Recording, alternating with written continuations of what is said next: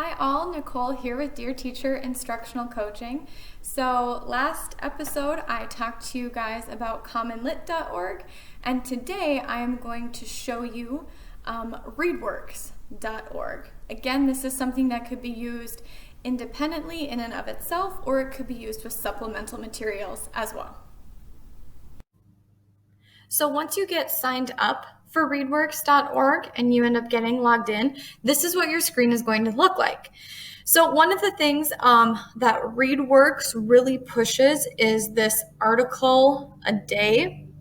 And if I actually jump back to their homepage, you're going to see that they really push the reading comprehension instruction that works. Free, remember everything is free here, content, curriculum, and tools to power teaching and learning from kindergarten to 12th grade. So once again, this is an awesome site for those who are looking for supplemental or additional materials in the middle to high school grades. So once you go into finding content, you can look at those article a day sets, and it'll show you the grade, the Lexile range. And these are like 10-minute articles that you would assign. So maybe you could use this for a bell ringer, or if, like you're in an elementary class and you've got kids who are coming in from like recess and it's their first thing they do when they come in from recess, or if it's a start of the day, the end of the day, whatever it happens to be for how you would want that to function within your class, you could do that article a day. Otherwise, you can get out of there. Oh, one thing I will say about this article a day, and it does give more information that you can look at yourself, but they do not have content that goes into the high school years for this article a day. It is only with grades K through 8. Now, so I just clicked into that article a day set. So it has the passages, book of knowledge. So it has, setting the purpose for students. And then it has different workspaces for the students to be able to complete. So you could do something like that if that was something you were interested in making a part of your routine. This is also something if you are in like a hybrid version of virtual and face-to-face learning, like a lot of schools are going to this upcoming year. That could be something that you could do for a data point for your kiddos as well. Otherwise, you can filter by grade. So if I click 7th grade, for example, I can see all of the texts related to 7th grade. You can also narrow your search further with things like if I click on literary, if I want to only have narrative fiction, and I can only focus on that area. The other thing I really like about this is I could go into like social studies, for example, and maybe 7th grade U.S. history. So those are a couple of different ways that you can filter and sort to find the information that you are looking for. So let's take a look at Mapping the West, the Journey of Lewis and Clark. 7th grade, 1090 Lexile, 748 words, nonfiction, one question set that goes along with it. So here are a few features once you're actually into these individual articles. So as far as differentiated instruction, you can have the students listen to the passage while they follow along.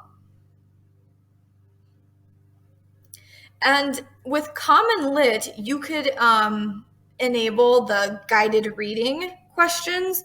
ReadWorks does not have questions to answer as they read. It's read or listen, and then you can take a look at vocabulary so they can hear the vocab the definition of it, how it's used as a verb or a noun.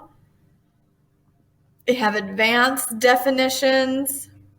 So it gets pretty in depth as far as talking about the vocabulary, but they really only get in depth in this case with just one thing, and that is the word claim. And that is something that is also very cross-curricular with language arts. So you'd be hitting that in both social studies and language arts. And then you'll see the question set itself. Well, excuse me, claim, and then they have the word exploration and territory. So it's a focus on, claim is something that's cross-curricular. Exploration and territory are pretty content specific. But you would easily be able to just focus on those three and dive deeper with those three vocabulary words rather than trying to get the kids to understand like 20 vocabulary words. And then they have the comprehension questions. I do really like how you can listen to them. Thomas Jefferson and Napoleon Bonaparte. Because some of these names, especially when we're talking history, some of these names can get a little funky for these kids. And so if they can just hear the pronunciation, a lot of that can be easier. So you can save to your list. That's like how in Common Lit I put it on my favorites. My list is what it's called in ReadWorks. You can put this in like a projector view or whiteboard mode, which I have never tried before, but it is a feature. You can print it if your kiddos don't have one-to-one, or you can go ahead and go to Assign. So you can import from Google Classroom if you are a lucky duck and are a Google school. If not, you can create a new class and then just be able to share that class code with your students. Anything that you do save, you'll find under my list. So clearly I was looking at poetry, narrative fiction, trying to do some connections with science and social studies in the past. So your list is just the things that you've found, that you've used, that you like, and you'll probably want to use again in the future. The final tab I'll show you is this assignments and progress. Once again, I do not have my student stuff in here. That has all been wiped clean, but this would be your home base for understanding where your students are at. So their current assignments, and it would track where they're at and their scores on that stuff, what they have coming up, what your students have had in the past. This class book of knowledge, this is going to be a bigger view of everything that you have done and assigned with them, and then student progress. So you'll have your classes. Clearly it says select a class in the upper right hand corner. So you would end up selecting your class from up here once you have them created. You click that drop down, pick your class, and then do you want to focus on just reading? Do you want to focus on just the comprehension questions, skill and strategy questions? Are you worried about your kiddos' vocab? So you can narrow it down a little bit. I personally like the data that we get from Common Lit a little bit more than ReadWorks. And that's just a personal preference. It is nothing against readworks.org because they have really great stuff on here that I have used in the past. Clearly, I have a list that has things that are my favorites that I've used before. And they are continually adding new content. So there's all kinds of stuff that you can sort through and use. I like how they even have things like the social emotional learning.